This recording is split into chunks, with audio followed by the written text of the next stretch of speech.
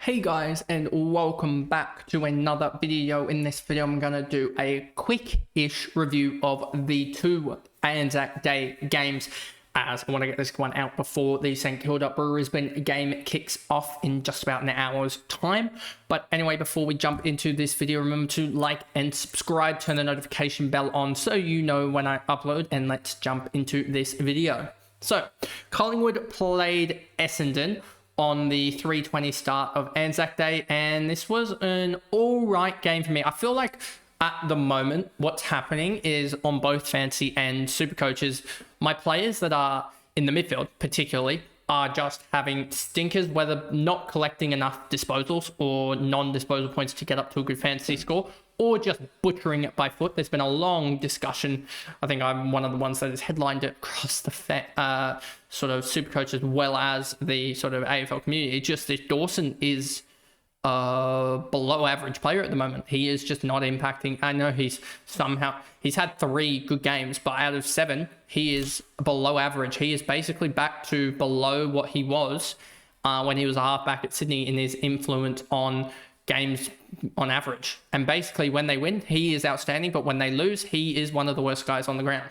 So anyway, enough said about that. Let's quickly go through this. Nick Dacos, 31 touches, 4 marks, 7 tackles. He was amazing. He's back to his best. And yeah, he was a buy in that after that game against Sydney. That was just this sort of tipping point. We knew that. And now he comes up into an even better run of form. I know he's got, well, he's in form, but now he has basically got Hayden Young and you would expect Atkins in the next 2 weeks. They're going to look after him, but you would expect Nick Dacos just to be able to run rings. He could have easily turned this into a 130-150 split game, but it was a 120-125 game.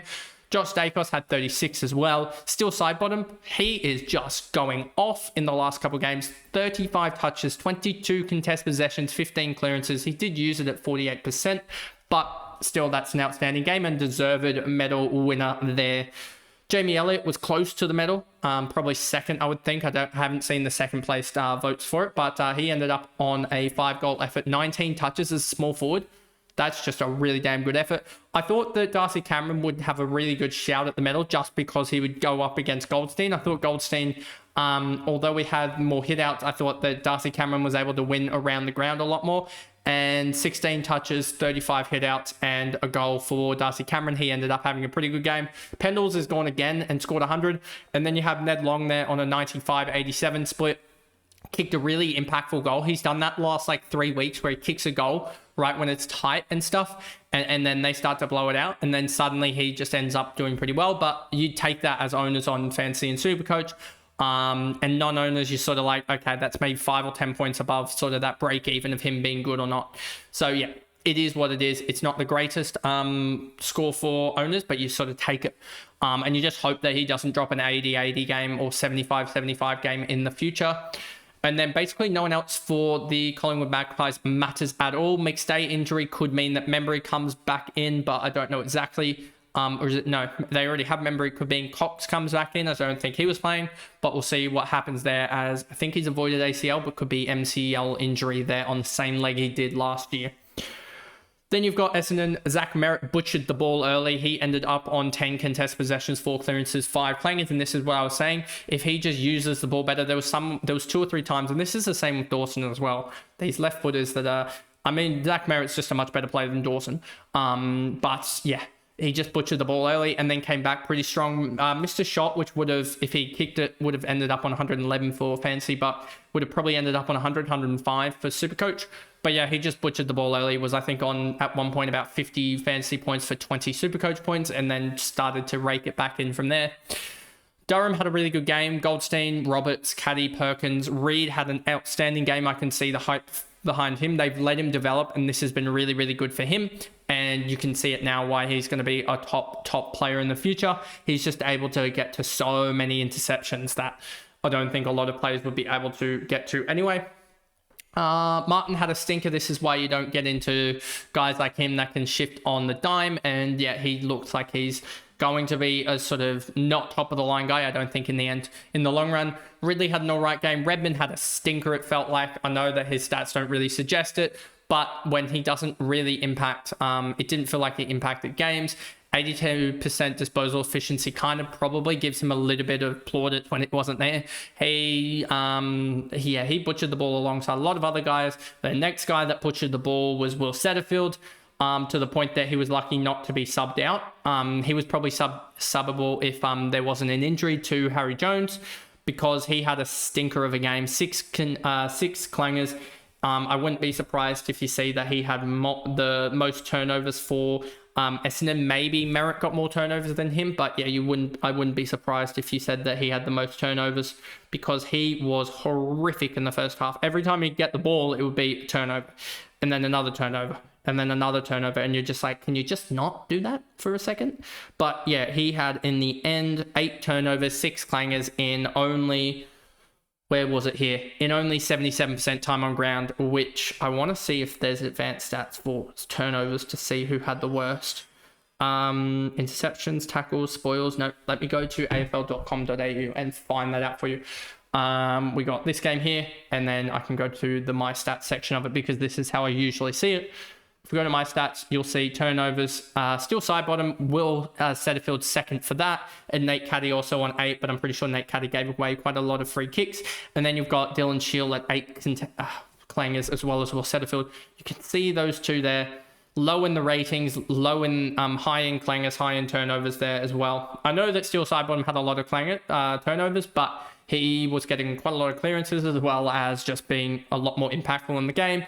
Hobbs as well, Dylan Shield. A lot of the clangers potentially for, where is he? For the likes of Caddy, 2 free kicks, as well as I think clangers might come down from behind as well, maybe. So yeah, it is what it is there. Dylan Shield had a pretty disappointing game as well. 8 clangers, 57%. Jackson Pryor just couldn't get involved. Had a couple of bad clangers as well. So their ball use out of halfback is pathetic.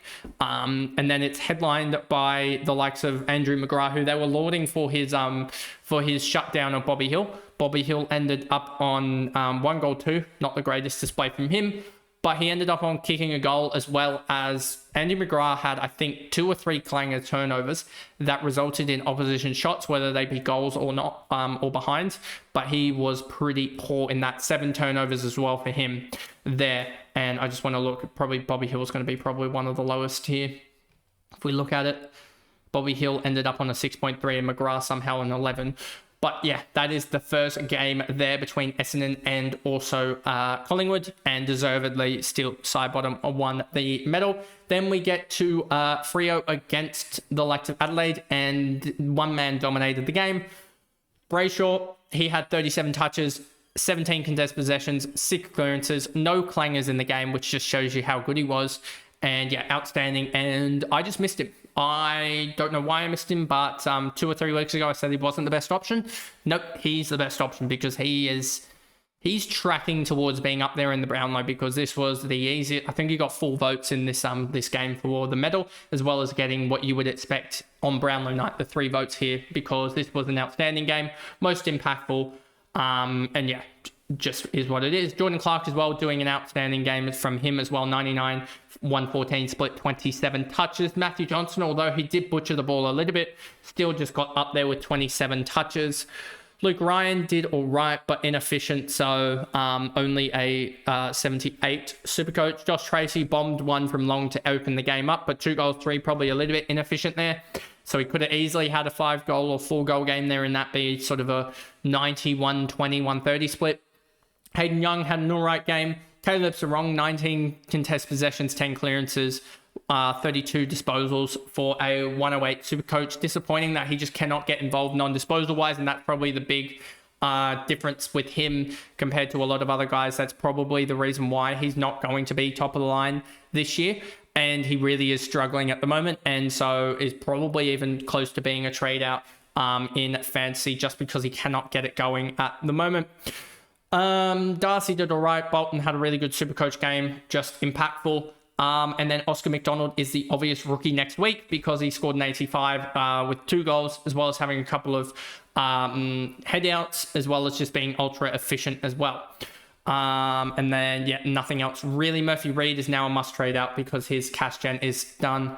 Then we get over to Adelaide. Jordan Dawson, 7 clangers, 42% disposal efficiency. And let's go over to the fixtures here and go over to Adelaide versus Fremantle. Go to the stats, go over to here. And then the clangers, Matthew Johnson, but Jordan Dawson, a 2.5 rated game, which was the second worst on-field player, as in the guys that actually started best 22 for the Crows. Second worst player for the Crows on the ground, which just shows enough.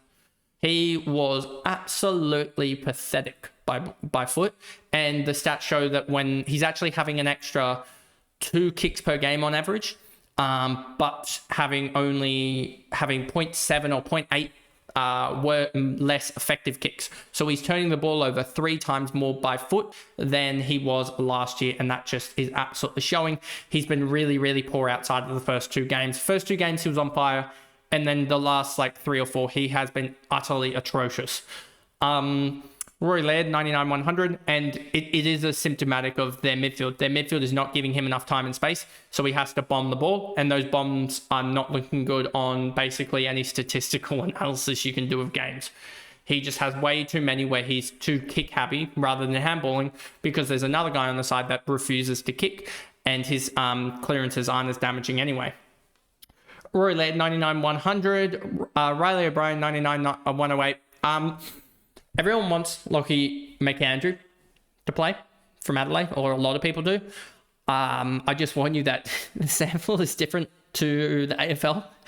And when we saw him in Sydney, at least in the VFL, his ball use was really poor. I don't know whether he's gotten out of using the ball a lot more, and that's why his ball use is a little bit better and actually manageable. But yeah, his ball use isn't the greatest, and you're going to see it if he does debut for Adelaide and play his, I think, second game in AFL. So we'll see about that. But yeah, there is a massive worry for the ruck stocks for Adelaide. Isaac Rankin, I thought he had a really impactful, outstanding game. 19 touches, 5 marks, 6 tackles, 12 contest possessions, 3 clearances. Just not many clearances for Adelaide this game, which was really the sort of difference, I would say, in terms of it. Neil Bullen, 85-101. Soligo, I thought, had an all right game. Just needs to get more of the ball. He's so much more impactful than likes of Crouch and other guys, but yeah, just didn't get touch of the ball. And their midfield just fell asleep in the last. I know that they put Dawson and I think it was Rankin up forward, and I was like, why are you doing that in the last quarter? Because you need to win the game, and you've put arguably your best player in the forward line where he's not going to see it. He got 0 points for the quarter. And then you put your most impactful electric midfielder up forward as well, I think, in Rankin. So I don't know what he was thinking there. Keys, all right game. Peatling, Cumming, did all right. McElhaney. Thilthorpe has an injury and doubt for next week. Worrell had a pretty good game. Crouch had an absolute stinker of a game. 18 touches for 69%, 69 metres gained. 6 contested possessions out of 18 isn't even that good. And only 1 clearance. 51% tog as well, because he sat out the last quarter, rightfully so, because he was causing chaos in a negative way. Luke Nankervis had a really poor game just by foot. Rochelle actually was one of their best, I would say. He really should have kicked that goal, though, in the last quarter. I think they were down by 20 or something at the time, and then it was just touched off hands from a kick around the corner. Taylor Walker didn't have the best game. Zach Taylor, Hinge, Miller, Curtin as well. They need to probably just try something different with Curtin, but I know with Fogarty out, they had to sort of play him tall, and he just doesn't look as great as a tall forward, to be honest, rather than him using his leg speed. Murray, Keane, and then Draper just needs more time on ground, simply put. But that is the video there going through the 2 Anzac games. And yeah, the medals were pretty easy to pick. I think they probably got the full assortment of votes up, you would think, in that of Steele Sidebottom and Andy Brayshaw. But I'll see you guys tomorrow on Sunday for the review of the 3 Saturday games: St Kilda, Brisbane, Port North, and also GWS Western Bulldogs. So I'll see you guys tomorrow for those game reviews. Bye, guys.